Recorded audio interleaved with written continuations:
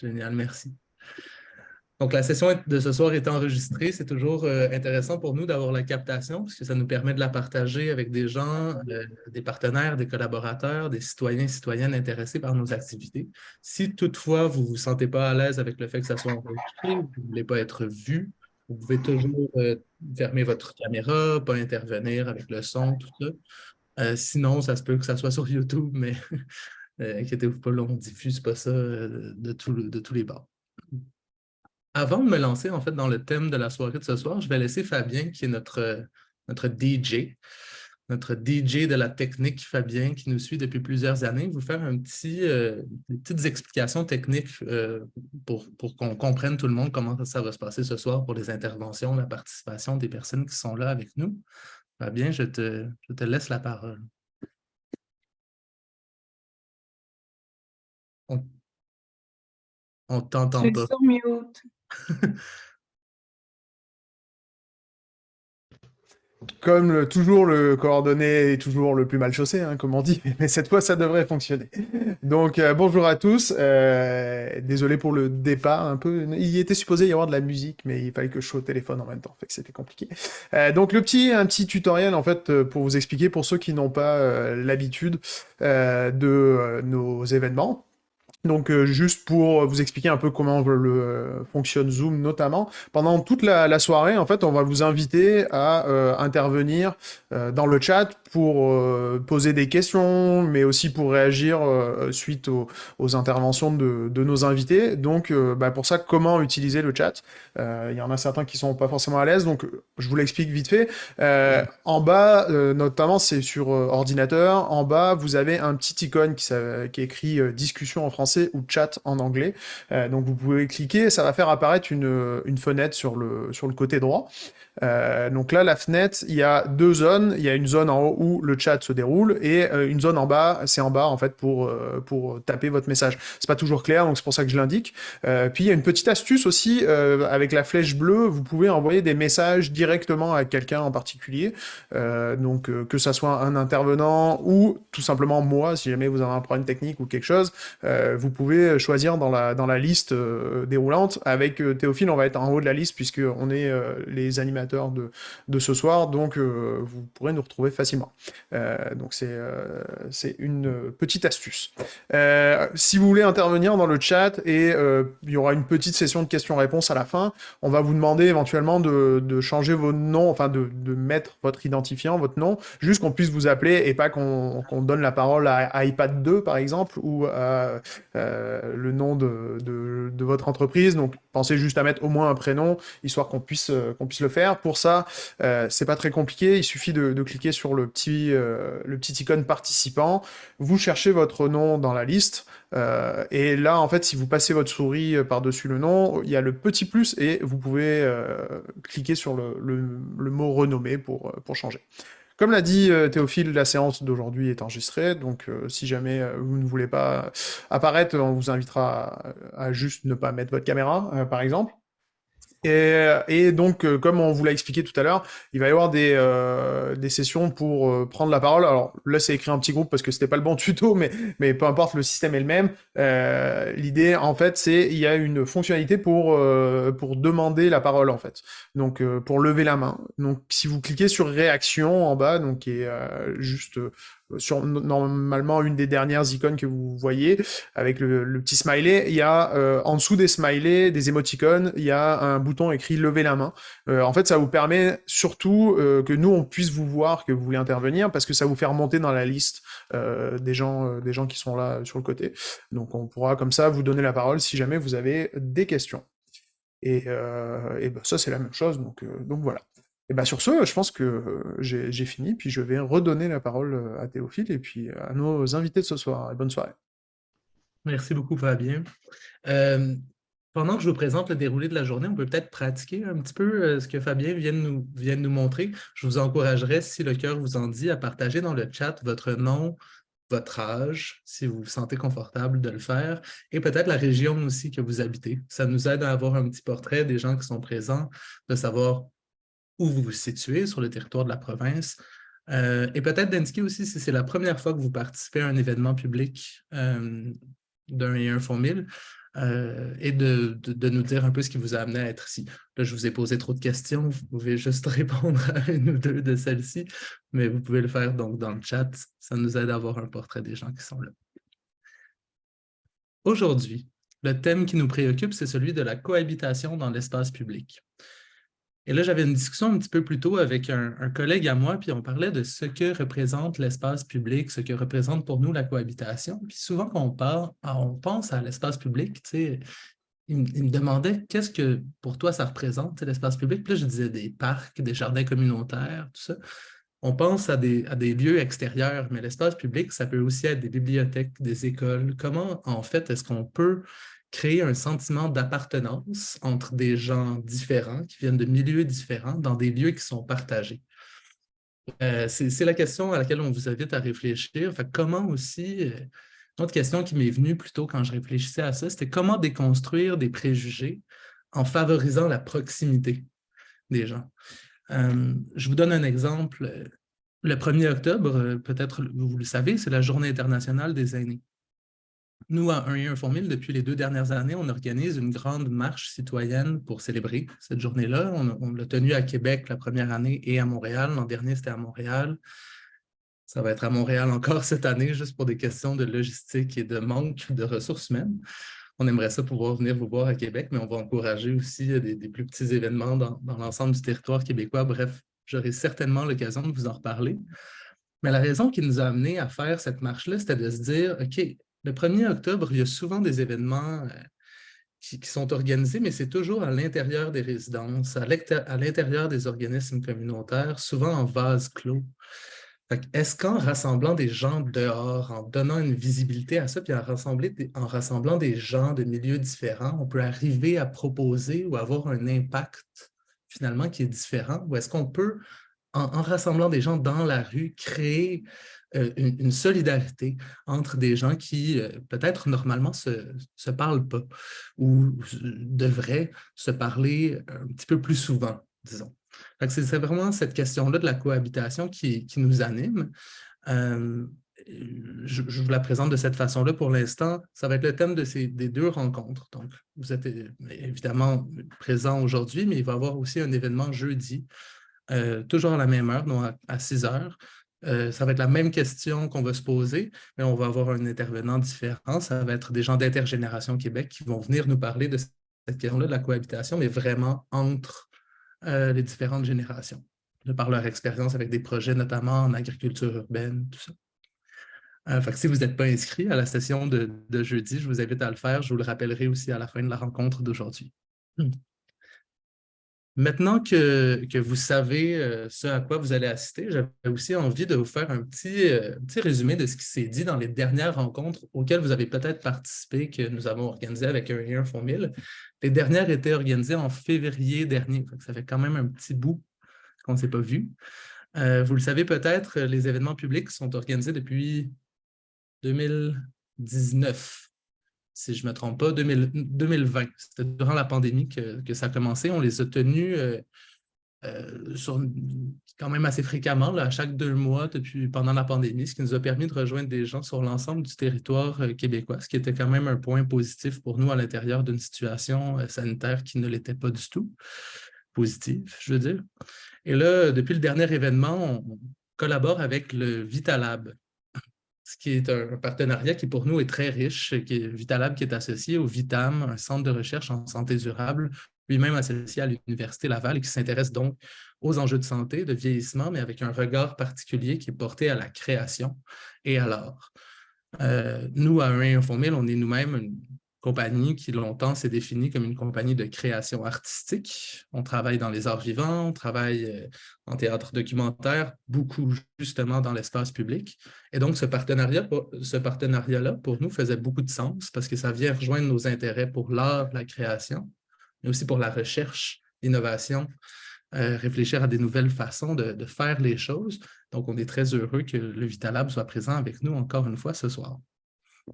La dernière chose que j'avais envie de vous dire avant de passer la parole aux gens qui vont vous parler, présenter leur projet aujourd'hui, c'est qu'on va lancer des interforums c'est des groupes de travail finalement que vous connaissez peut-être, mais qui s'intéressent à la question du vieillissement.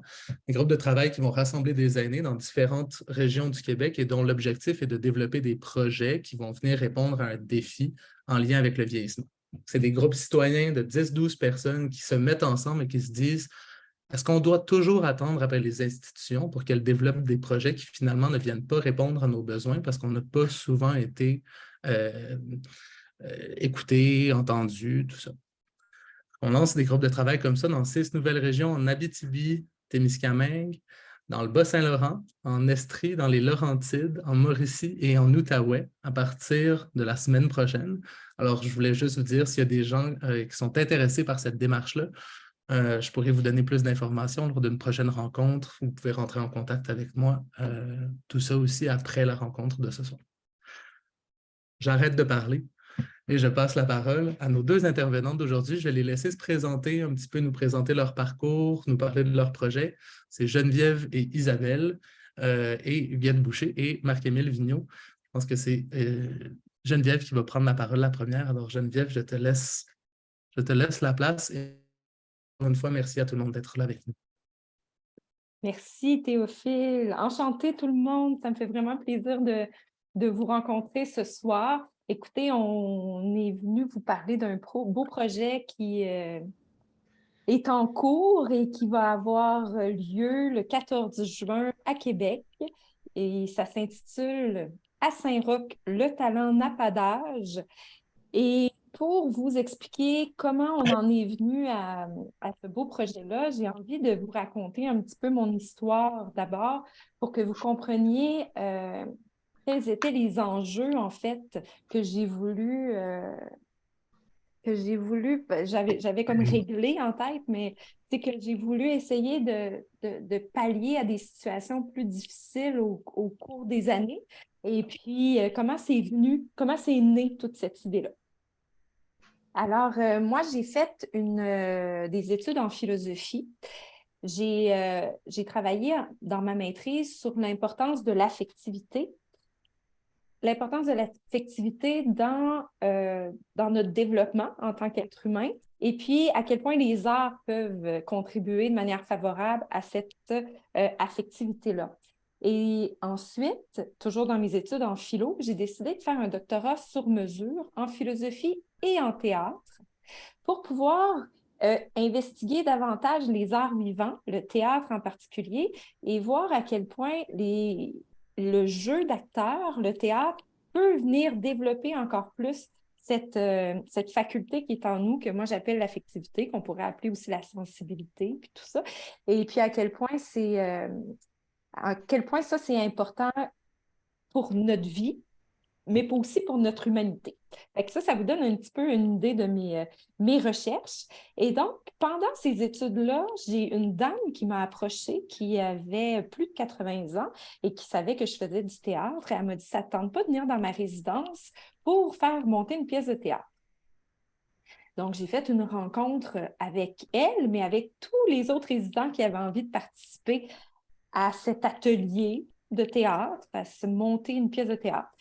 Et ça, c'était intéressant parce qu'il y avait une dame qui avait plus de 90 ans et qui a levé la main, parce que j'ai fait une table ronde avec eux. Puis là, elle a levé la main. Ça, il y a à peu près 15 ans. Elle a levé la main et elle a dit, moi, j'ai écrit une petite scénette, une petite pièce de théâtre il y a vraiment longtemps et j'ai toujours rêvé de la jouer. J'ai dit, ah oui? Elle dit, est-ce que je peux vous la présenter? Alors, on était juste dans la table ronde d'introduction du début.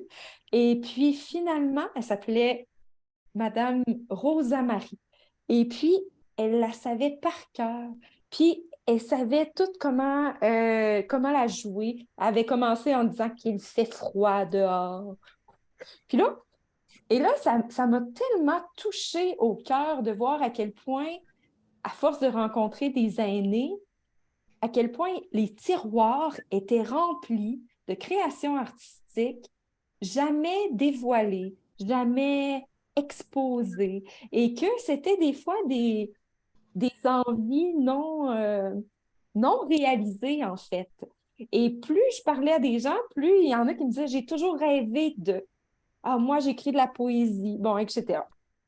Et donc, petit à petit, j'ai commencé à faire des pièces de théâtre, mais s'il y avait quelqu'un qui tombait malade, bien là, ça venait tout affecter notre projet commun, évidemment, s'il manque un personnage, fait que c'était plus difficile. Fait qu'avec les années, j'ai commencé à travailler avec des numéros et de développer un spectacle de variété, ou on pourrait appeler ça aussi un talent show. Et donc, de cette manière, je pouvais vraiment aller chercher les talents de chaque individu, chaque personne qui avait envie de participer. Chaque personne pouvait aussi contribuer à une genre de création collective, même si elle était dans les coulisses. Donc, j'ai toutes sortes d'exemples de personnes. J'ai une dame, par exemple, qui avait malheureusement fait un ACV et puis qui avait perdu l'usage de sa parole, qui avait tout un côté de paralysé, handicapé, mais elle avait envie de contribuer aussi au spectacle Talent Show. Puis, à sa mesure, elle m'exprimait son désir de contribuer puis de participer. Fait qu'à ce moment-là, j'ai créé un numéro sur mesure pour elle, juste d'ombre chinoise, où elle pouvait manipuler par la seule main qui lui était mobile, des petites marionnettes derrière un écran. Puis d'ailleurs, elle ne voulait pas trop s'exposer non plus, mais elle avait tellement envie.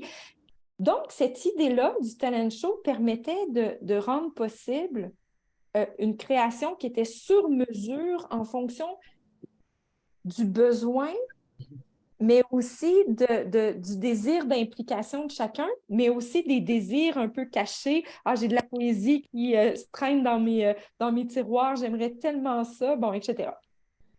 Mais ça va plus loin que ça, puis c'est là où je trouve ça intéressant. C'est que, par exemple, j'ai tellement d'exemples depuis tant d'années qui ont été si émouvants. J'ai une personne, par exemple, sa femme était en fin de vie, puis tout ça, puis lui, il chantait, il a toujours chanté. Et donc, lors du spectacle, il dit, j'aimerais ça, je vais venir chanter. Mais là, qu'est-ce qu'ils choisissent? Ils choisissent évidemment des numéros qui font du sens pour eux. Donc, la chanson que cet homme-là a choisie, c'était la chanson qu'il avait chantée à sa femme en fin de vie, qui avait faite à son mariage. Et donc, il m'a demandé si sa fille pouvait venir chanter avec lui. Et on a invité sa femme à venir voir le spectacle. C'était une surprise. Puis là, ça devient des moments, en fait, qui dépassent j'allais dire, la simple création artistique. C'est jamais simple, là, c'est toujours plein de sens, une création artistique, mais qui rejoint quand même un sens très profond chez l'humain. Tu sais, en philosophie, on dit souvent, puis je le dis à mes étudiants parce que j'enseigne la philosophie au cégep depuis que j'ai 23 ans, puis c'est le rapport à notre mort qui fait que, compte tenu qu'on va mourir, qui fait que on se pose la question de comment on veut vivre notre vie, hein? Puis quel sens on veut y donner. Donc, cette utilisation de l'art permettait en même temps la reconnaissance pour notre famille qui viennent nous voir, pour les autres, notre communauté, mais aussi pour soi, de reconnaître qu'est-ce qui a de la valeur, qu'est-ce qui donne du sens finalement à ma vie, quels sont mes talents, quelle est ma valeur. Donc, c'est une idée qui est simple, qui paraît comme ça simple, mais en fait, dans un contexte pour les aînés, je trouve que ça devient vraiment fécond. Fécond pour soi, mais aussi pour la collectivité. Et donc, là, j'en viens, ça c'est la petite histoire, j'en viens à notre projet. Moi, j'étais dans les RPA, donc les résidences pour aînés. Est venue la pandémie, j'ai malheureusement arrêté et j'étais à la piscine avec mes filles. Puis là, je rencontre une amie avec qui j'avais fait du théâtre dans le passé. Et puis, on parle de mes activités que je faisais avant la pandémie, comment ça se passe. Puis là, j'y exprimais mon désir d'aller dans des lieux peut-être un petit peu plus communautaire, où les gens sont un peu plus dans le besoin, puis qui n'ont pas nécessairement les moyens des résidences avec, des fois, ils ont quelqu'un à temps plein qui s'occupe des loisirs, bien, d'aller chercher, tu sais, je me disais que ça peut tellement procurer à des gens de tous les milieux. Puis là, elle dit, Geneviève a dit, moi, je suis directrice de l'engrenage. On va vous expliquer l'organisme après de l'engrenage, puis tous les partenaires qui ont participé, a dit, on fait une demande de subvention, ça te tente-tu? On demande à la Ville de Québec pour créer un événement talent show, mais en partenariat avec plein d'organismes de Saint-Roch. Saint-Roch, c'est un quartier, en fait, qui, si je peux dire, qui peut être assez défavorisé. Et donc, différents organismes qui travaillent avec ces gens merveilleux pour leur offrir ce principe de faire un talent show ensemble. Fait qu'on a eu la subvention avec Service amical Basseville, Centre L'Amitié, donc l'engrenage qui est comme le fondateur du projet, et puis Café Sherpa aussi. On s'est tous mis ensemble, donc eux, ils ont tous des lieux séparés dans le quartier Saint-Roch, et tout le monde est allé chercher leurs usagers, leurs personnes qui fréquentent leurs organismes, ont offert la possibilité de faire le talent show. Et là, il y a plein de monde qui ont eu envie de participer. On s'est retrouvés avec une 50aine de participants assez facilement. Et donc, mon rôle, c'était de rencontrer ces personnes-là et justement de créer un petit peu sur mesure leur propre implication, que ce soit en coulisses ou que ce soit évidemment on the spot, comme on dit, là, sur les feux de la rampe. Et puis, donc, on s'est retrouvé avec des gens qui, ça dépasse le spectacle parce que là, en fait, ça devient un événement artistique, donc c'est un après-midi complet. Et il y a des gens qui vont exposer leurs toiles, qui vont faire du tricot, donc des ateliers de tricot qui sont bons en pédagogie pour expliquer aux autres. Ensuite, il y a de tout. J'ai des clowns, j'ai de la poésie, il y a un volet spectacle aussi où on va enchaîner différents numéros, des chansons, etc. Donc, ça s'appelle « À Saint-Roch, le talent n'a pas d'âge ». Et puis, mon objectif un peu en introduction, c'était de vous expliquer un peu comment on est arrivé à cette idée-là. Et puis, je vous proposerais en tout cas qu'on se mette à en parler de manière un petit peu plus concrète avec... Et où je te vois pas, c'est pas grave. Isabelle Descoteaux, qui est celle qui s'occupe à l'engrenage, qui est chargée de ce beau projet-là et avec qui on a collaboré ensemble pour monter le projet. Fait que voilà, je pense que ça introduit le truc, Isabelle. Je te donnerai la parole si ça te convient. Merci Geneviève, tu as très, très bien mis la table. Oui, donc bonjour tout le monde, bien contente d'être avec vous ce soir. Donc, je m'appelle Isabelle, je travaille à la table de quartier L'Engrenage Saint-Roch. Donc, comme Geneviève disait, on est situé à Québec, au centre-ville de Québec, dans un quartier qui est assez mixte, si on peut dire. Là. Donc, comme Geneviève mentionnait, là, un quartier qui peut être reconnu comme étant plus défavorisé, puis en même temps qui comprend aussi des gens beaucoup plus favorisés aussi, beaucoup d'entreprises du numérique, des grandes entreprises, des commerces qui vendent et qui offrent des produits pas nécessairement accessibles pour tout le monde du quartier, donc souvent des commerces de destination. Donc, on travaille dans un quartier où il y a une grande, grande mixité, puis une pluralité de groupes sociaux qui le composent. Donc, ça en fait sa richesse.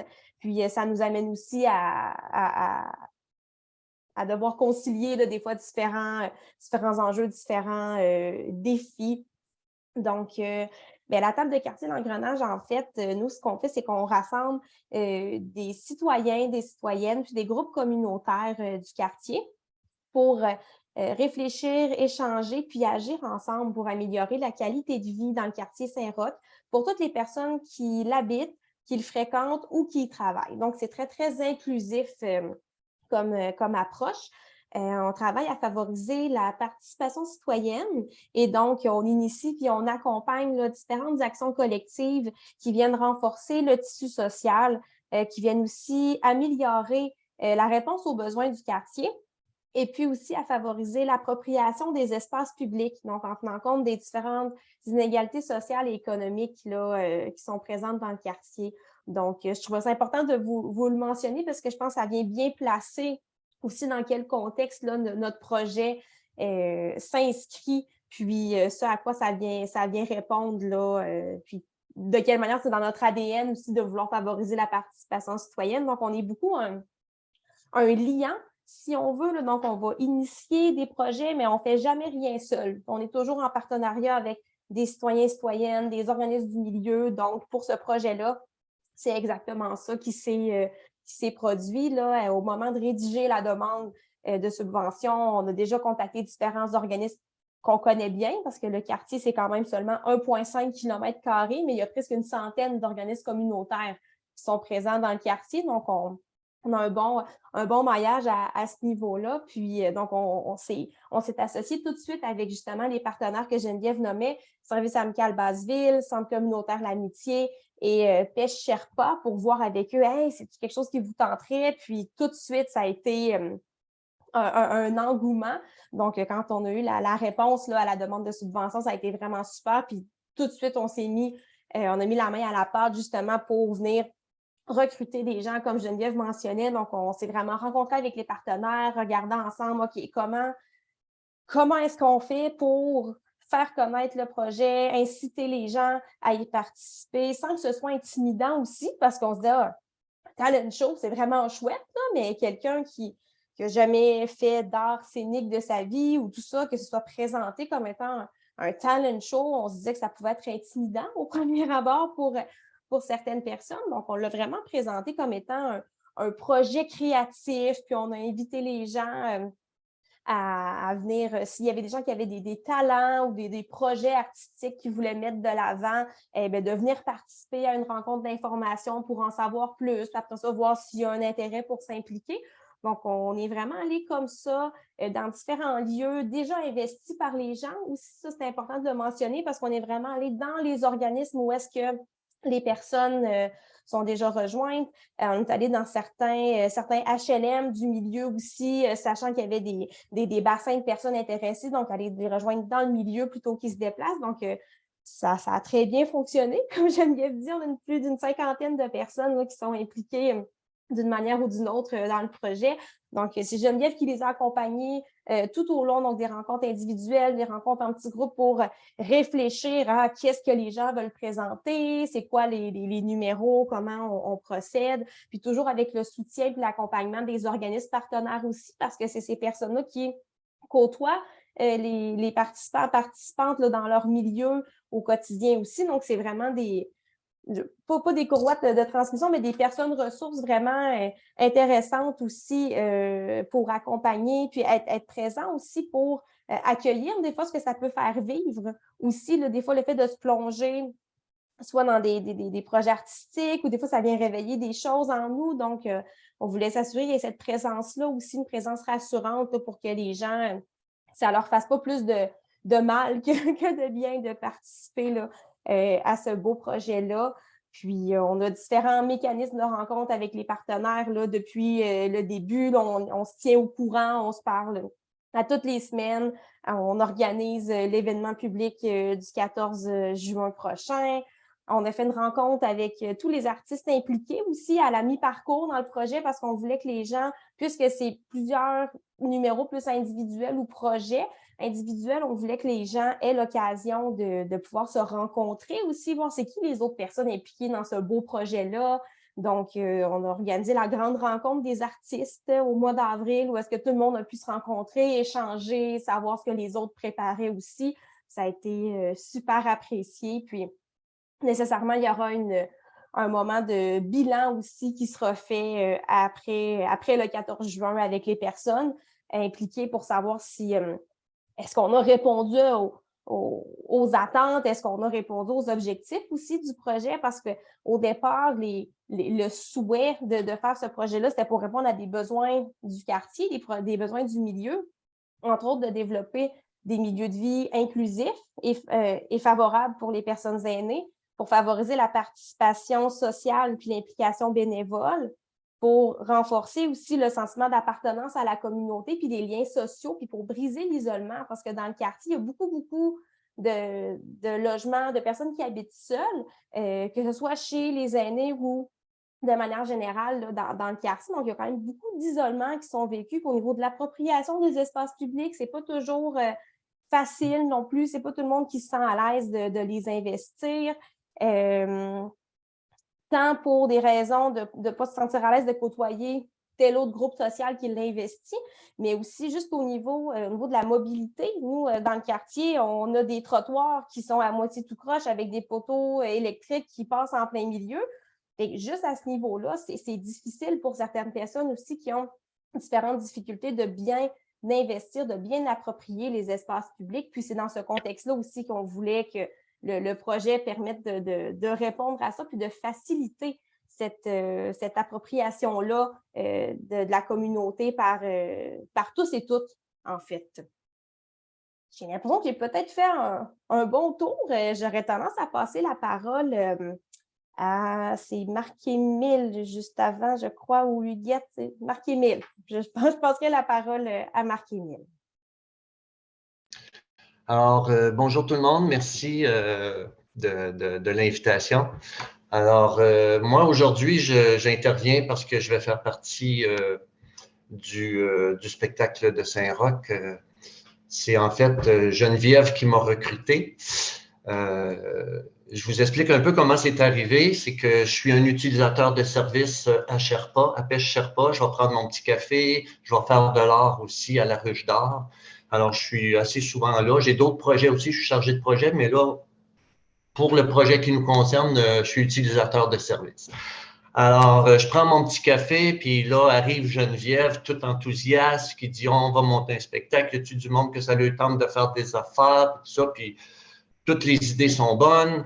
Alors, moi, évidemment, j'ai sauté sur l'occasion parce que je me suis dit, ça fait longtemps que j'écris, ça fait longtemps que j'ai des textes de poésie qui dorment dans mon tiroir et jamais que j'en ai déclamé un en public, jamais j'en ai appris un par cœur pour pouvoir le déclamer. Puis ça, c'est un de mes rêves. Alors, j'ai dit, pourquoi pas profiter de cette occasion-là pour faire ça? Alors, c'est ça. C'est comme ça que je suis arrivé dans ce beau projet-là. Et puis, Geneviève, en plus, m'a offert de me coacher. Alors, j'ai dit, mon Dieu, je vais profiter de ça certainement. Et puis, sérieusement, j'ai été charmé par sa façon de travailler avec moi. Ça m'a donné beaucoup d'assurance. Et puis, elle m'a transmis son enthousiasme, je pense, aussi pour le projet. Alors, autant que je suis fébrile, autant que j'ai hâte, mais j'ai travaillé, ça m'a donné la motivation de travailler pour enfin apprendre un de mes textes. Et puis là, je me le compte 10 fois par jour sur la rue, dans ma douche, avant de me coucher, en me levant. Alors, j'espère que je serai prêt pour le 14. Alors, voilà, c'est un peu ça. C'est ce qui m'a amené au projet.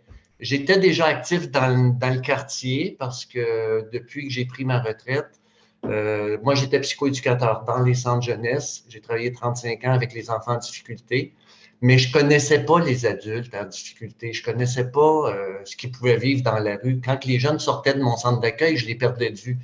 Alors, quand j'ai pris ma retraite, je suis allé voir dans le quartier. Je suis allé voir qu'est-ce qui se passe avec les gens, les 18 ans et plus. Et puis, j'ai vu qu'il se passait beaucoup de choses. Alors, je me suis un petit peu investi dans le quartier en bénévolat, puis en projet. Puis bon, actuellement, j'ai des beaux projets qui roulent. Et puis, ça fait son chemin, là. Mais je vous avoue que au moment où j'ai accepté de faire le projet avec Geneviève, j'avais pas réalisé que c'était un projet d'aînés, ça. J'ai comme pas enregistré cette information-là. Et puis, je pense que c'était la troisième pratique, à un moment donné, que Geneviève a dit, oui, mais elle dit, c'est toutes des personnes aînées qui vont faire le spectacle, tu sais. Fait que là, j'ai dit, ah ouais. Là, c'est comme si, pour moi, ça a été un choc, là. Vraiment, c'est la première fois que je me sentais aîné pour de vrai, là, tu sais. C'est comme, je viens d'arriver dans la gang, moi, tu sais, j'ai 65 ans, je viens d'avoir 65 ans, puis c'est comme si je n'avais pas réalisé, tu sais, dans ma tête, j'ai encore 20 ans. Mais dans mon corps, j'en ai 80, là, ça, c'est une autre histoire, mais j'ai réalisé que, tiens, je vais faire quelque chose en tant qu'aîné. Et puis, j'ai trouvé ça cute comme comme possibilité, en fait. Et puis, ben voilà, je me suis lancé dans l'aventure et puis je suis rendu ici aujourd'hui, là. Je ne sais pas si c'est clair pour tout le monde, mais c'est pas mal ça. Alors, je pourrais laisser la parole à Huguette si elle est en... Là, je ne la vois pas, mais si elle est là, je lui laisse la parole. Je pense qu'elle est là. Ah. Huguette, Pour activer votre micro, Huguette. Oui, c'est ça. Vous Ah, allez m'entendre là. on Ça vous va entend, bien? oui. Bon. Alors, pourquoi moi, j'arrive ici, comme on dit, comme tel? C'est que, c'est ça. J'ai eu une enfance qui n'a pas été facile, comme telle, où je manquais de confiance en moi, j'avais peur. Mon père était violent, comme tel, et ça a perturbé ma première partie de vie. Par ailleurs, j'ai décidé, moi, que je m'en occuperais de ça et que j'allais me développer et faire ce que j'aimais dans ma vie. Et comme j'aime chanter d'abord, alors j'ai chanté déjà dans des chorales.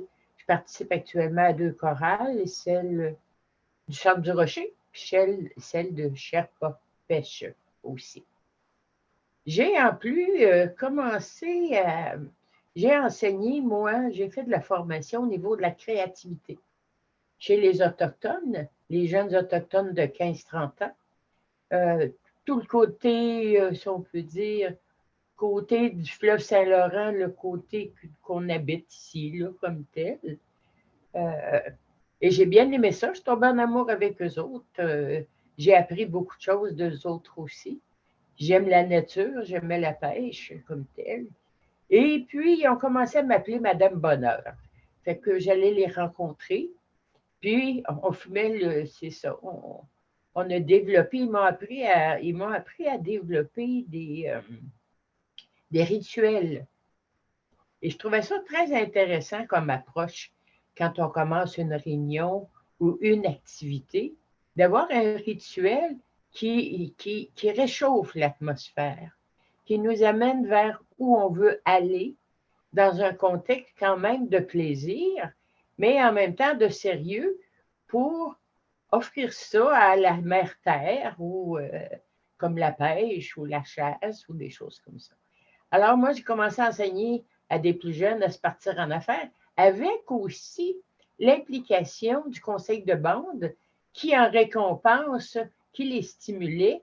Si vous arrivez à développer des projets pour telle rivière ou pour tel emplacement, il pourrait vous appartenir, vous pourriez décider des activités de l'île qui est là, on vous la donne, vous en faites ce que vous voulez, et c'est un projet pour vous, excepté que vous allez devoir soumettre des projets. Alors ça, j'ai trouvé ça intéressant, d'autant plus que j'avais enseigné, moi, depuis plusieurs années, ça fait au moins une trentaine d'années, j'ai enseigné l'entrepreneuriat à différents types de clientèle. Des gens qui soient en affaires. Je l'ai été moi-même aussi. J'ai étudié pour devenir entrepreneur. J'ai un bac en gestion des affaires aussi. Bon, j'ai un diplôme en journalisme aussi, ce qui aide à faire le marketing, la mise en marché. J'ai fait de la politique aussi pour essayer de comprendre. Puis j'étais une petite péquiste là, dans le temps, là, où on me garochait des bombes lacrymogènes en haut de la tête, là, comme tel. J'aimais ça, à part ça. J'aimais ça être active comme tel. J'ai représenté mon quartier et j'ai travaillé dans un cabinet Jacques-Yvan Morin, comme tel. Puis, j'ai appris la stratégie aussi. Comment être stratège pour avoir des codes d'écoute, si on peut dire, ou retrouver des clientèles ciblées comme tel.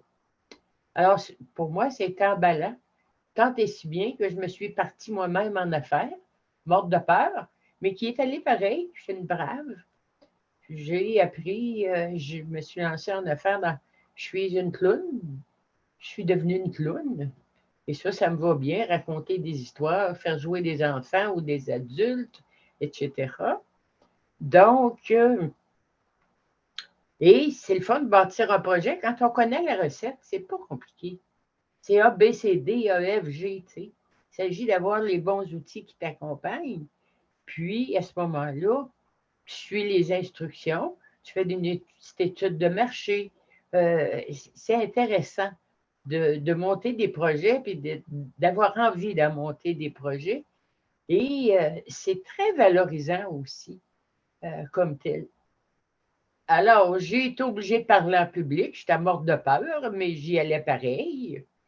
Et c'est ça. J'ai apprécié ça. Puis après ça, j'ai aidé des entreprises à se partir en affaires. J'ai travaillé pour tous les centres d'entrepreneuriat de la région de Québec jusqu'à Jonquière, jusqu'à Saint-Romuald de l'autre côté.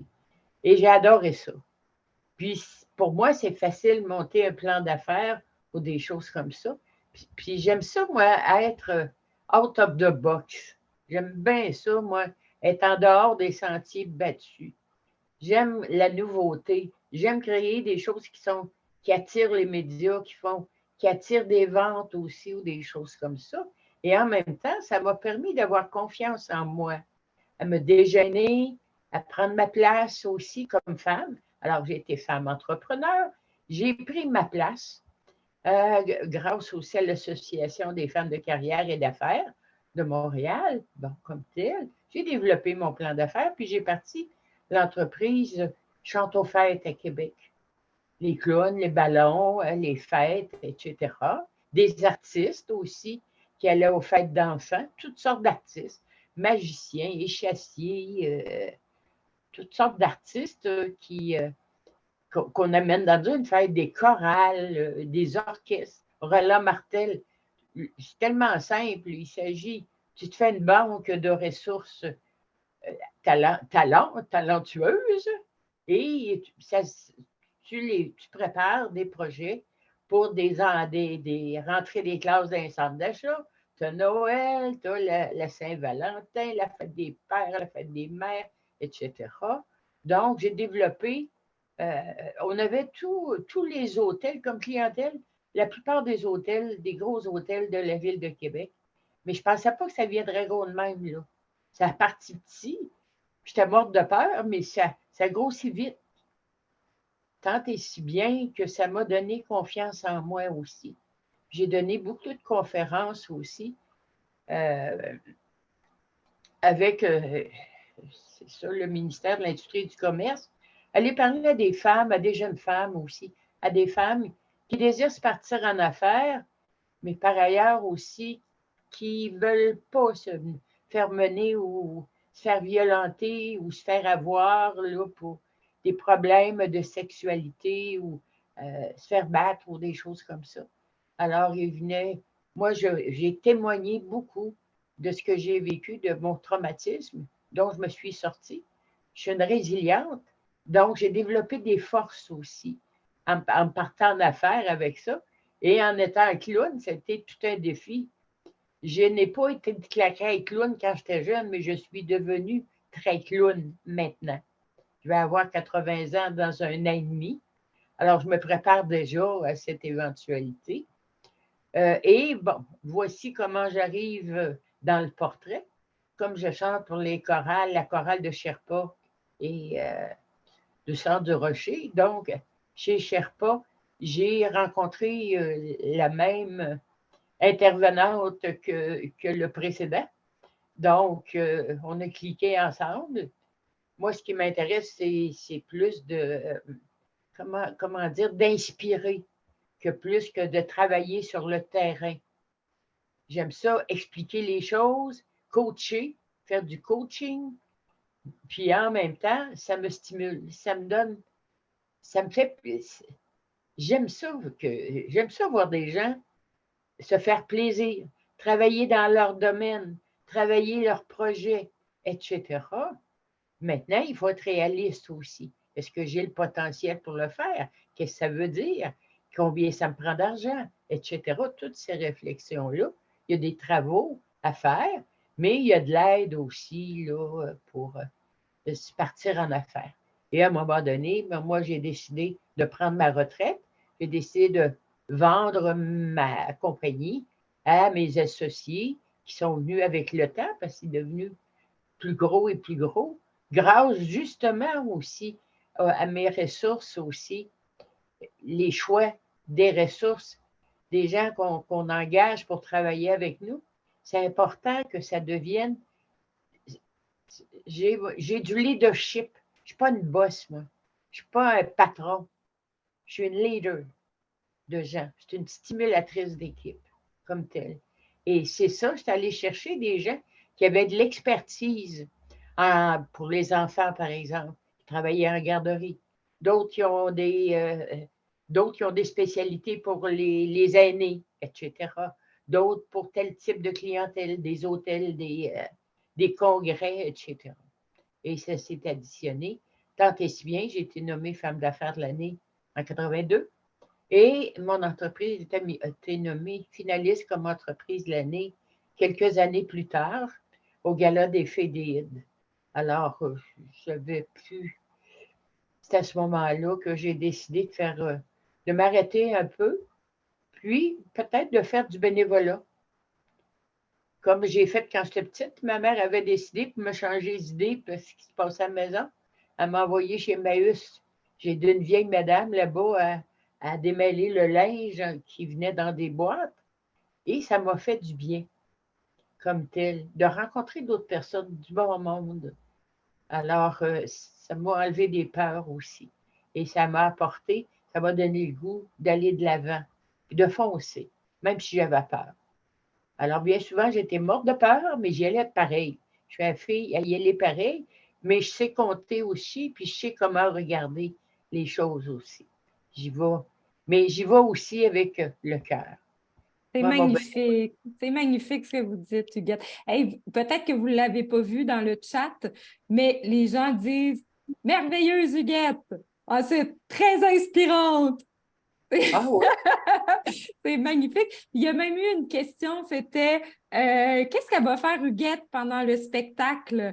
Puis là, vous nous avez parlé que vous étiez devenue une clown. Oui. Moi, j'aimerais vraiment beaucoup ça, que vous nous parliez de Cerisette. Ah, Cerisette, Cerisette, c'est tout ce que j'ai jamais osé montrer comme tel. Parce que je me souviens, dans mes sorties, quand j'étais plus jeune, j'étais la personne à partir des conversations. On allait prendre un petit verre le vendredi soir dans des discothèques ou des places comme ça, ou des endroits tranquilles de discussion. Mais c'était toujours moi qui partais les rencontres. Comme ça ne m'obligeait pas de parler. Puis quand il y avait des silences, je remplissais les silences. Je posais une autre question. Puis j'étais prête pour ça. Ça fait que c'est à partir de communiquer, ce besoin de communiquer que j'avais et mes valeurs fondamentales avec ce que j'ai vécu chez nous, la violence qui a fait partie de ma vie de nombreuses années. Bon, moi, j'ai aucun respect pour ça, tu sais.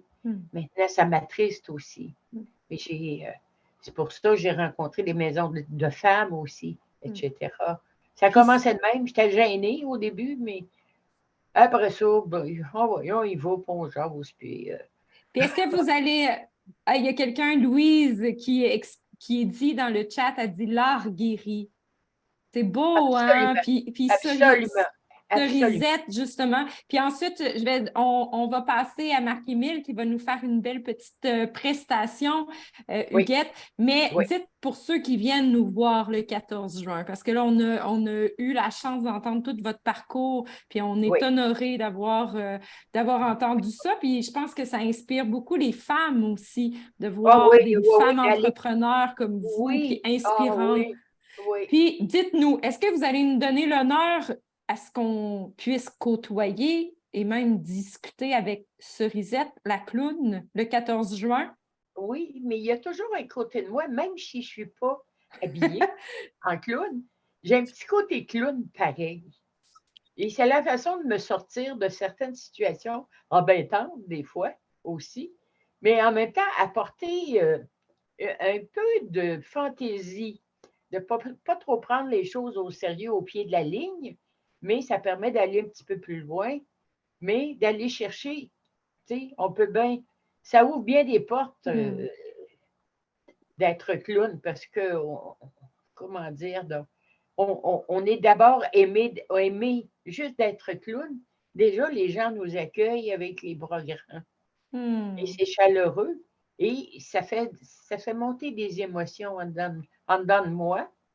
Puis c'est ça, mes contacts avec les gens, ça m'a aidé à passer au travers, à me guérir en même temps de la violence qu'on a vécue chez nous avec ma mère, etc.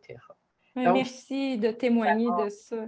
Puis oui. en philosophie, on aime beaucoup l'étymologie des mots à leur origine. Puis quand on parle de persona, ça vient de cette idée de masque.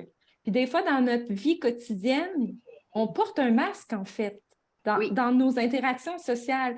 Puis le clown, l'art ou les différents numéros, en fait, c'est une forme de dévoilement. C'est qu'on l'enlève, notre masque.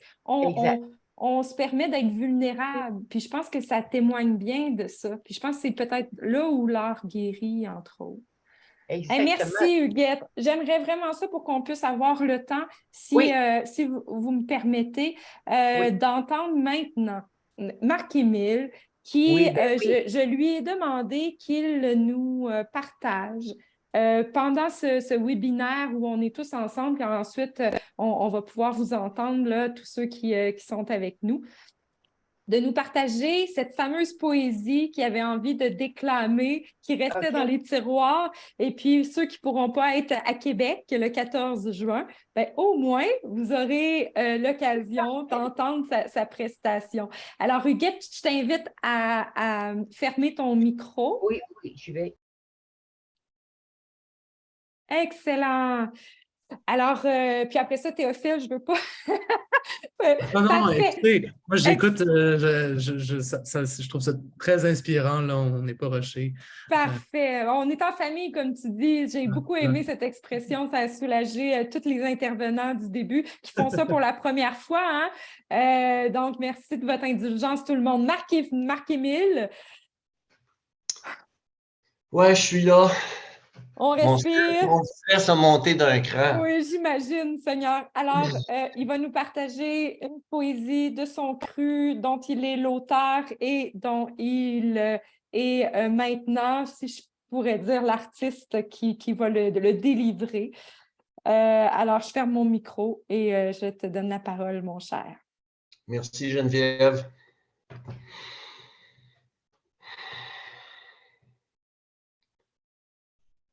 Ma brûlure. La nuit blanche éclaire dans ma tête, mon cerveau en effervescence. Je ne sais pas si j'aurai la patience de maîtriser toute cette souffrance, surtout celle de l'indifférence. J'ai des goûts et des préférences. Ma vie est remplie d'expériences qui éclatent dans tous les sens. Parfois, le chaos s'empare de mon corps et chasse la chaleur de mon enfance. J'ai puisé jusqu'au fond de mes tripes, nargué ma vie dans tous les sens, voulu contenir toutes ces flammes. Je n'ai pu l'empêcher de glisser sous mon nez pour aller se perdre jusque sous mes pieds. Que reste-t-il de cette brillance où logeait mon adolescence? Mais où est donc passée cette assurance, cette lumière incandescente qui me donnait tant d'arrogance? Aujourd'hui, je ne suis plus un enfant. Fragilisé mais survivant, je cours encore sous de forts vents. Malgré ce brasier qui me ronge, je vis au-delà de mes ombres. Nul ne peut mater l'incendie. Cette folie incluse dans ma vie, j'ai choisi de m'en faire une amie. Elle va brûler jusqu'à ma mort, alors aussi bien la mettre de mon bord. Oiseau de feu, bête de nuit, dans mon cœur j'ai refait mon nid. Lorsque dans ma tête les flammes s'enfuient, que la braise recouvre mes soucis, ma brûlure. Ma brûlure, c'est à mon âme que je la confie. mais jamais je n'oublie. Il faut savoir garder toujours sa bonne humeur, garder sa bonne humeur, garder sa bonne humeur. Il faut savoir garder toujours sa bonne humeur. C'est ça le secret du bonheur. Excusez-moi. J'ai terminé. N'est-ce pas magnifique? Bravo! Wow! Donc voilà, Merci, Marc-Émile. c'est fait pour moi. Alors, sur ce, je vous quitte et je vous dis merci beaucoup, beaucoup. Merci énormément d'avoir partagé ça avec nous. Je trouve que ça rappelle beaucoup des thèmes aussi qui ont été évoqués dans notre discussion, plutôt celui du pouvoir, de la résilience, malgré les blessures, malgré les brûlures, comme vous les appelez, malgré la douleur, puis de garder une joie de vivre malgré tout ça. Je trouve ça très beau, très, très inspirant. Merci beaucoup, Théophile. Est-ce que c'était la Bonne première... soirée. Alors, je vais rester dans la discussion. Je vais quand même écouter ce qui se passe là, si vous permettez. Puis, j'aime beaucoup la discussion. Je vais rester discret. Oui, absolument. Puis, d'accord. Je vous poserai des questions aussi. On va ouvrir la discussion bientôt aussi à tout le monde qui est présente ce soir. Oh, j'ai tellement de choses à dire. Allez, merci. Merci. Et que si je peux me permettre, Théophile, une remarque, c'est qu'en fait, ces artistes, en l'occurrence des aînés, qui nous offrent, c'est toujours vrai. Et ça contribue pas juste c'est pas une activité de loisir pour les aînés. En fait, c'est une contribution fondamentale pour la collectivité. C'est que je sais que ça fait cliché, puis des fois, ça peut donner un peu l'impression, mais moi, j'en sors grandi, nourri, peut-être même plus qu'eux, à la limite. Puis la jeunesse, les jeunes, cette intergénération, ce principe d'intergénération, il est tellement enrichi par cette vérité, ce sens. Quand on parle de culture, c'est ça, en fait, c'est un véhicule de valeur extraordinaire. La connaissance, tu as parlé un petit peu de ton parcours professionnel, personnel. Moi, je suis arrivé vers le milieu aîné un peu comme un cheveu sur la soupe. C'est pas des enjeux auxquels je m'intéressais de par mon parcours académique nécessairement. J'ai étudié en anthropologie, puis ensuite en relations internationales, ce qui était complètement pas ça. Là, on n'était pas là pantoute. Et j'ai commencé à travailler avec François à un Informil parce que l'art, la création, c'est toujours quelque chose qui a fait partie de ma vie. J'ai grandi avec des parents qui sont dans le milieu artistique. Et là, au fur et à mesure d'avoir des discussions au travers des événements publics, par exemple, c'est le premier projet sur lequel j'ai commencé à travailler, je me suis rendu compte exactement de ça, de l'importance de cette parole-là, puis une parole que je n'avais jamais vraiment pris le temps d'écouter, malheureusement, parce que ce n'était pas un milieu avec lequel j'étais vraiment en contact. Je n'ai pas une grande famille, il n'y a pas beaucoup d'aînés qui font partie de mon cercle proche. Maintenant, c'est autre chose, là.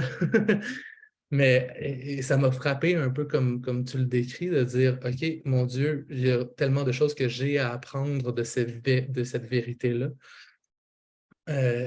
Puis je pense que ça m'a aidé dans les 2 dernières années, même à réfléchir sur des choses qui m'arrivent puis qui me touchent profondément dans ma vie à moi, dans mes relations personnelles. J'en sors finalement, comme tu disais, peut-être encore, ça me profite à moi peut-être davantage même que ça profite aux gens qui participent aux activités qu'on organise. Fait que je suis très, très reconnaissant de ça. Me permets-tu de faire des petits parallèles aussi?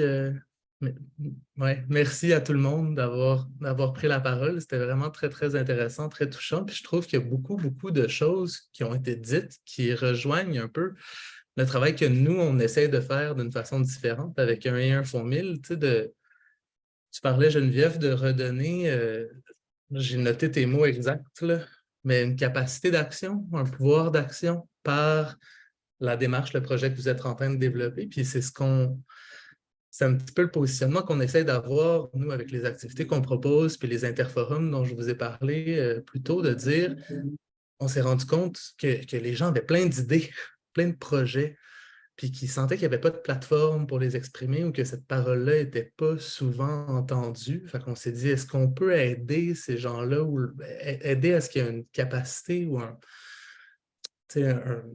une croyance en son pouvoir d'action, une confiance en son pouvoir d'action qu'on peut essayer de travailler. Puis c'est ce qu'on a essayé de faire à travers une démarche qui est différente de la vôtre, mais qui partage, je pense, des valeurs. Puisqu'on ne passe pas nécessairement par les arts. La proposition, l'invitation qu'on fait aux gens, malgré qu'on soit nous-mêmes des artistes ou des gens qui s'intéressent aux démarches créatives, c'est de bâtir des projets, c'est de bâtir des projets citoyens en lien avec le transport, en lien avec la mobilité, l'habitation, l'approche aidance. Il y a quelque chose d'un petit peu plus comme concret, là, mais pas dans un sens péjoratif, là, mais on est moins dans l'abstraction que le travail artistique pourrait évoquer. Mais on retrouve beaucoup, pour moi, de création dans des initiatives comme ça, parce que ce n'est pas nécessairement des projets artistiques seulement qui sont créatifs. Quand les gens ont cette possibilité-là de réfléchir un peu out of the box, comme disait Huguette, ça donne des idées très intéressantes, novatrices, puis je trouve que c'est un processus porteur, finalement. J'ai l'impression que l'hypothèse que vous faites, puis peut-être que ça sera prouvé après le 14, mais c'est que pour encourager la cohabitation de personnes différentes, ben, l'art, c'est un bon moyen de le faire, puis de reprendre un pouvoir ou de se sentir un petit peu plus confortable dans l'espace public. Je serais curieux de vous entendre peut-être par rapport à ça, au pouvoir de l'art à l'intérieur de ces espaces-là. J'ouvre cette question-là, là, on est en discussion. Fait que, je pose la question aux intervenants et intervenantes, mais aussi à l'ensemble du public. Puis une question aussi qui m'anime, que je trouve porteuse, puis qui avait été abordée à la première, pas à la première, mais aux derniers événements publics qu'on a fait. C'est quoi la création pour vous et qu'est-ce que ça a permis de transformer chez vous?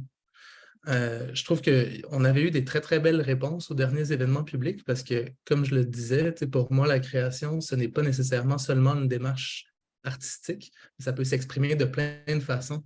Huguette, vous avez parlé de l'éducation. L'éducation, c'est un travail de création aussi. Quand on enseigne, peut-être de dire, je vais essayer de réfléchir à des nouvelles façons, de faire comprendre quelque chose à quelqu'un. C'est une démarche pour moi qui est créative.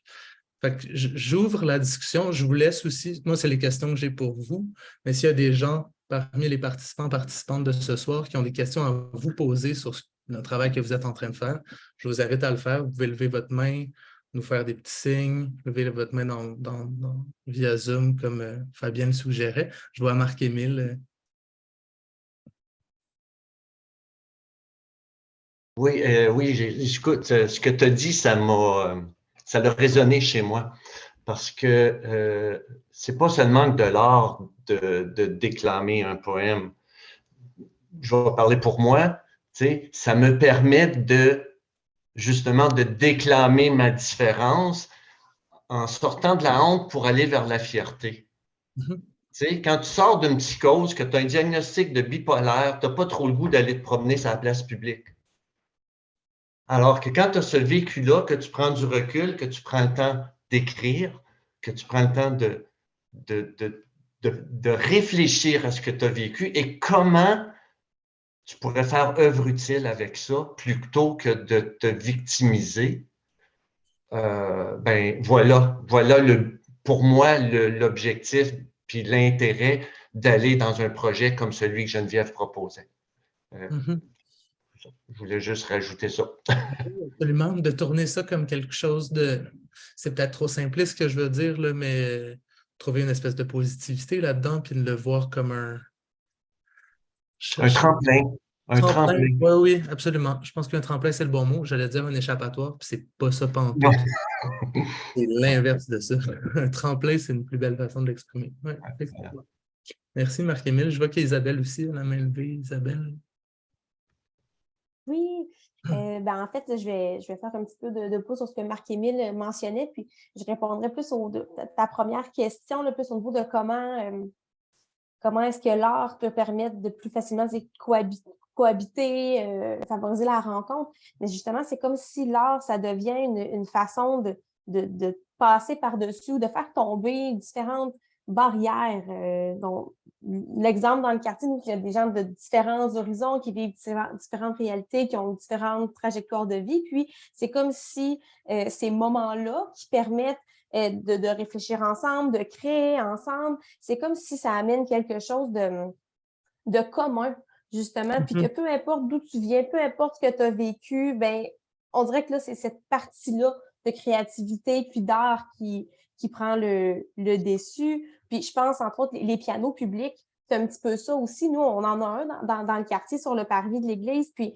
le piano public, justement, c'est ouvert à tout le monde. N'importe qui peut venir pianoter dessus, qui ait une grande expérience ou pas du tout. Puis, ça crée toujours des moments où est-ce que, OK, wow, puis il y a des gens qui se parlent, ça permet de discuter, de peu importe, il y a ce point commun-là qui permet la rencontre, puis l'ouverture à l'autre, puis des fois de se connaître à travers ce médium-là aussi fait qu'on ne se serait peut-être pas côtoyé, on ne se serait peut-être pas parlé si ça avait été de ça, mais ça nous permet de voir que malgré toutes nos différences, mais on a quand même des points communs, entre autres, via l'art et les trucs qu'on peut développer. Donc, je trouve ça super intéressant, cet aspect-là. C'est qu'il y a une chaleur aussi, peut-être une certaine chaleur qui se dégage de ça, ou Ouais. que c'est quelque chose qui est un petit peu plus incarné ou plus en lien avec nos sentiments. Tu sais, tu parlais, Geneviève, d'affect, ou je ne me rappelle pas le mot exact que tu as utilisé au début de la rencontre, mais tu sais, je pense de plus incarné, en tout cas pour moi. Je donne un exemple. Je sais que Louise Rosenberg, qui a participé aux interforums du mouvement Habitat, est avec nous ce soir, puis à travers le processus qu'on a proposé la première année, à un moment donné, est venu le temps de collaborer avec des gens pour développer des projets. Puis là, le langage qu'on a commencé à utiliser était davantage celui de l'entrepreneuriat et moins le langage de la création. Puis à cause de ce passage-là qui s'est fait dans le processus normal de développement d'un projet, il y a des gens qui se reconnaissaient moins là-dedans. Ça devenait trop théorique, puis on avait besoin de quelque chose qui venait nous représenter puis nous parler avec cette chaleur-là, avec cette attention-là que l'art permet d'avoir, puis que certains parcours d'entrepreneuriat ne permettent pas d'avoir, malgré que l'entrepreneuriat, il y a beaucoup de belles choses qui peuvent en sortir, là. Mais je pense que c'est là que la différence existe, puis c'est là où les interventions artistiques permettent la rencontre. J'aurais une autre question pour toi, Isabelle, pendant que tu es là. Mais vous avez beaucoup parlé, il y a plusieurs personnes qui font partie du talent show, une cinquantaine. C'est quoi? Est-ce que ces gens-là se sont rencontrés? Est-ce qu'il y a des projets communs qui sont nés de ça? Ou est-ce que c'est tout le monde qui travaille ensemble sur son projet? Les deux fonctionnent très bien, mais je suis curieux de voir si à travers le projet que vous avez proposé, il y a des liens qui se sont créés entre des gens qui avant se parlaient pas, peut-être. Je vais débuter, puis je vais peut-être essayer Geneviève compléter parce qu'elle côtoie plus quotidiennement les gens que moi.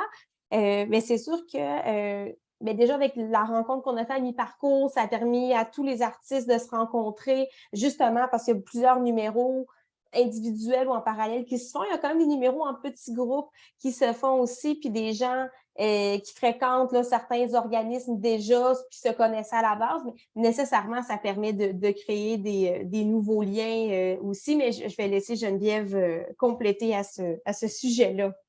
Merci, Isabelle.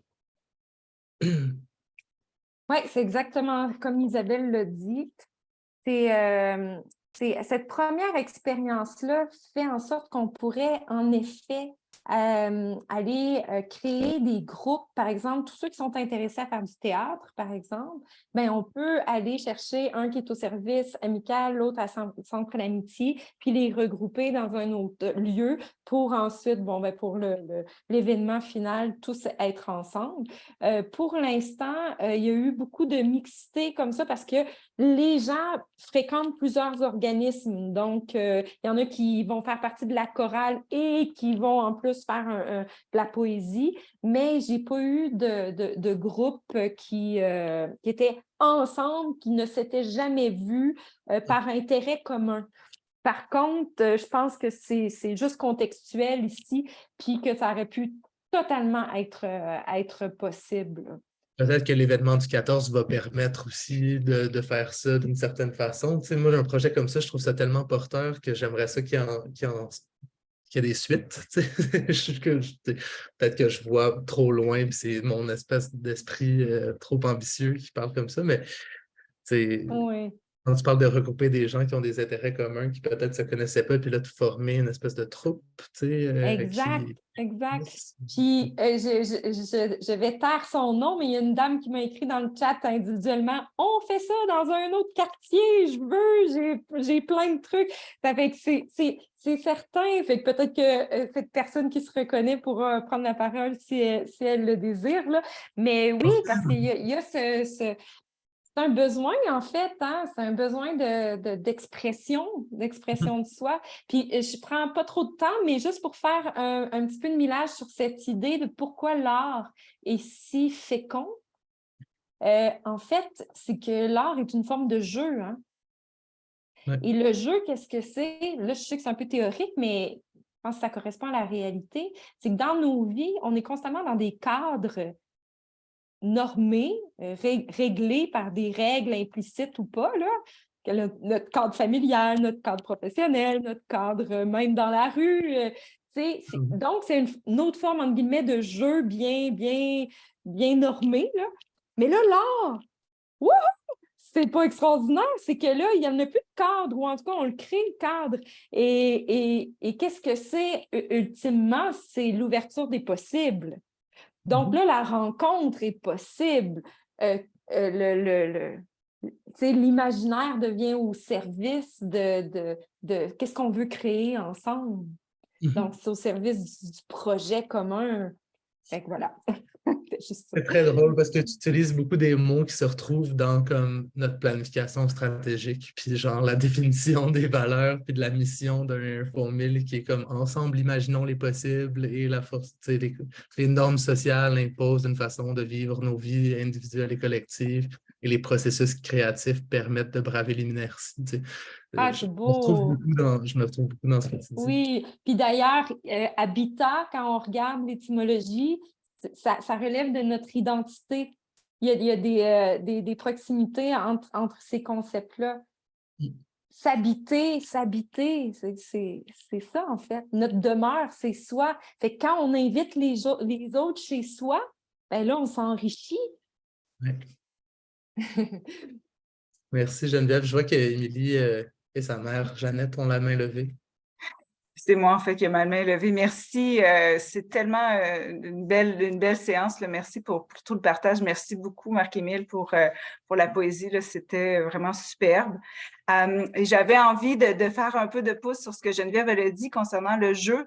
Parce qu'en fait, moi, j'ai fait mon doctorat à Toronto. Donc, j'ai vécu en anglais. Puis, une des choses qui a été super intéressante, c'est que j'ai travaillé avec une prof qui était traductrice. Puis, souvent, ce qu'on faisait, c'est justement, on lisait beaucoup des textes de philo, puis qui avaient été traduits. Puis, ce qui était super intéressant, c'est que des fois, il y a des choses qui devenaient évidentes quand on les regardait dans une autre langue, parce que le travail de la traduction, ça implique de tellement penser à ce qui était dans la tête des gens quand ils ont écrit les choses. Puis, elle m'a montré, elle m'a dit, en français, vous avez le mot « je », puis le mot « jeu ». Ils sont tellement proches. Puis, souvent, les anglophones, eux autres, les U, là, ils les entendent pas toujours. J'ai tellement trouvé ça beau parce qu'elle disait, il y a toujours dans le fond, le je, on passe notre vie à essayer de construire qui on est, de se découvrir aussi. Puis, dans le fond, elle dit, c'est ça qu'elle disait, elle dit, le je, c'est un jeu. Puis, en tout cas, moi, depuis, ça m'a beaucoup inspirée. Puis, je pense que l'art, c'est ça, on vient habiter la vulnérabilité, on sort un petit peu, justement, des cadres, on se permet des choses que, on se laisse un petit peu aller à la vulnérabilité de ce qui est possible pour nous à travers d'autres choses que la cognition, la logique, les cadres, les normes. Fait qu'en tout cas, j'avais envie de vous amener ça aussi comme façon de penser à votre jeu comme un jeu qui se continue toujours. Magnifique. Puis c'est quand on est libre, donc la liberté se révèle dans le jeu, puis c'est dans cette liberté-là qu'on peut se connaître soi-même.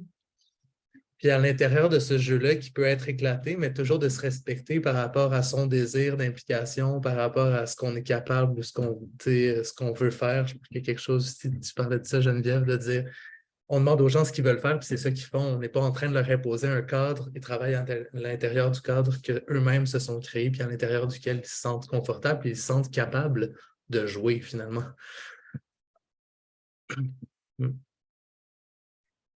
Huguette? Avec Chantofin, je dois vous dire qu'on a beaucoup utilisé le jeu, pas seulement qu'au niveau des enfants, mais au niveau des adultes, quand il y avait des fêtes dans des entreprises ou dans des organismes comme tels, la meilleure façon de faire que les gens se rapprochent, c'est de faire des jeux, justement, où il n'y a plus de grade. Tout le monde est égaux dans ces jeux-là. Et le ridicule ne tue pas. Par exemple, les faire jouer au golf dans un petit mini-pot de golf où ils ont des gants de gars de chantier et un casque sur la tête comme tel. Et voyez-vous, c'est les patrons avec les employés. Il n'y a plus de cadre comme tel. Et c'est le fun de les voir aller parce qu'ils se challenge, ils s'amusent, puis ils payent pour ça, là, pour faire des rapprochements entre les gens comme tel, des discussions. L'accueil des gens, ils les mettent en équipe, ils ne savent pas qui va être. Je sais qu'à un moment donné, on avait un gros budget pour les caisses populaires des jardins de l'autre bord. Là. Alors, on était, je pense, 25 à travailler sur eux autres, mais il y avait toujours un scénario en cas de pluie, n'est-ce pas, comme tel. Mais on a fait une chaise musicale, on a battu un record Guinness, comme on dit, comme tel. Puis ça a été apprécié. Puis il y avait eu de l'accueil dans les équipes. Tu sais, ils pouvaient se reconnaître. Il y avait un gros ballon en l'air, bon, l'équipe, bon, le ballon rouge, le gros ballon rouge, l'autre, bon. Tu sais, mettre l'atmosphère jeu. Et ça a fait des rapprochements. Ils étaient très contents. Et j'en ai fait souvent de ça. Mais une chance, j'avais des gens qui avaient étudié là-dedans aussi. Tu sais. C'est l'équipe qui nous entoure aussi, bien s'entourer des bonnes personnes qui ont de l'expertise là-dedans. Mais en même temps, c'est plus facile quand tu es libéré.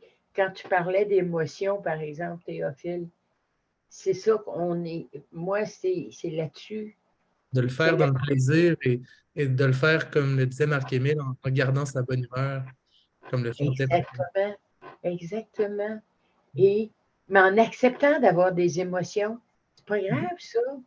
Tu sais, on peut pleurer, avoir la chair de poule, tu sais. Avoir de la chair de poule, tu sais, ça nous émeut.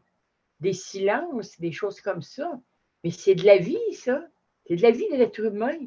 C'est magnifique. Au contraire, c'est pas de valeur. C'est comme ça qu'on crée des liens, puis c'est comme ça qu'on va de l'avant. Et moi, j'aime bien ça, l'intergénérationnel aussi. C'est ensemble qu'on crée du mieux-être et du mieux-vivre. C'est ensemble, le leitmotiv, moi, dans ma vie, c'est ensemble qu'on peut faire des choses. Ben, Parce qu'on a toutes des particularités. Vous me donnez l'occasion. Merci beaucoup pour votre intervention. Je vois le temps qui passe, puis là, je vous ai entendu parler d'intergénérationnel, puis ça me permet de faire une espèce de transition tellement... Bravo. Allez-y. Avec l'événement qu'on organise ce jeudi, qui porte justement sur l'intergénérationnalité et la cohabitation dans l'espace public. On va recevoir Martin Calvé, qui est... agent de développement de formation, je ne me rappelle pas son titre exact, mais qui travaille pour Intergénération Québec, qui est un homme fascinant, qui va justement nous parler de ça, de l'importance de la mixité des générations dans l'espace public pour avoir une société plus harmonieuse, plus inclusive. Ça se tient ce jeudi. Je ne sais pas si quelqu'un pourrait mettre, peut-être Cindy, si tu es encore là, ma collègue Cindy, mettre le lien d'inscription dans le chat. Sinon, je m'en occuperai un petit peu plus tard. Donc, jeudi de 18h à 19h30. Sachez aussi que si vous avez des questions par rapport à quoi que ce soit en lien avec un et un Formule, en lien avec le Vitalab, on peut vous donner leur contact aussi, ou en lien avec les projets que Geneviève et Isabelle développent en collaboration avec Huguette et Marc-Émile. C'est possible de rentrer en contact avec nous. Vous pouvez aller sur le site d'un et un Formule, m'écrire personnellement aussi. Je vais mettre mon adresse courriel dans le chat. Fait que si vous avez quelques questions que ce soit, n'hésitez pas à m'écrire. Hop, là, je viens de l'écrire seulement à quelqu'un en perso. Je vais l'écrire, Théophile, t'inquiète. Très bien. Sachez aussi que les événements publics, ben, c'est pas seulement ces 2 séries d'événements-là. On va les tenir toujours en collaboration avec le Vitalab, pardon, pour la prochaine année. Fait que les prochains événements vont se tenir, à part celui de jeudi en septembre, les 11 et 13 septembre, pardon, et ça va porter sur la pédagogie. Fait que, on parlait d'apprendre, apprentissage, comment par la créativité on peut repenser nos façons d'apprendre et de comprendre le monde. On s'est dit en septembre, c'est l'entrée des classes, c'est le début des cours, le thème de la pédagogie, ça peut être un thème intéressant. Ensuite, en novembre, c'est le 8 novembre, on va se pencher sur la question des arts, de la créativité pour créer des communautés et des rituels rassembleurs. On a parlé de rituels aussi aujourd'hui, puis de l'importance des rituels. Je pense que c'est un concept qui est intéressant et qui mérite d'être discuté, surtout quand moi, l'impression que j'ai eue pendant longtemps, c'est qu'on en perdait plusieurs des rituels, puis qu'il fallait trouver des façons de faire du sens des choses, de faire du sens des choses ensemble. C'est cette question-là qui va être abordée en novembre. Puis là, je vous en parle brièvement, mais on va encore avoir des événements en février et en avril prochain. Fait que pour être tenu au courant, vous pouvez toujours vous abonner à notre infolettre, nous suivre sur le groupe Facebook du Mouvement Habitat. Et c'est ça, toutes les infos sont sur le site d'un et un Formule aussi. Je me demande si j'avais d'autres choses à vous dire. Je pense pas. Je pense que c'est tout. Si vous avez des questions aussi sur les interforums, vous pouvez nous écrire et vous pouvez toujours nous aider, supporter la mission d'un et un Formule en contribuant par une donation. Ça nous donne toujours un petit coup de main. Le temps a passé vite, mais j'ai vraiment apprécié beaucoup la rencontre d'aujourd'hui. Si, encore une fois, vous avez quelques commentaires que ce soit, n'hésitez pas à les partager avec moi. Sachez aussi que la rencontre a été enregistrée, qu'elle sera disponible sur YouTube. Fait que je vais pouvoir vous envoyer le lien de la rencontre une fois que ça sera téléchargé sur notre page YouTube. Je vous remercie profondément d'avoir été là. On peut ouvrir nos micros et se dire au revoir et se dire merci en espérant vous revoir aussi jeudi prochain. Et je vous encourage à l'événement du 14 juin. Ça a l'air d'être un très bel événement. Si j'habite à Québec, qui est le 14 Merci, Théophile. Il y a tellement à dire, Il faudrait qu'on se reparle. C'est bien ça. Mais on peut se reparler quand vous voulez, franchement. Avec Au plaisir. revoir et merci. Au revoir. Bravo à tout le monde. Merci beaucoup. Au revoir, bonne soirée. Bye. Merci beaucoup. Merci. Bye. C'est merveilleux. C'est comme ça. Comme ça que ça doit aller aussi. C'est le fun.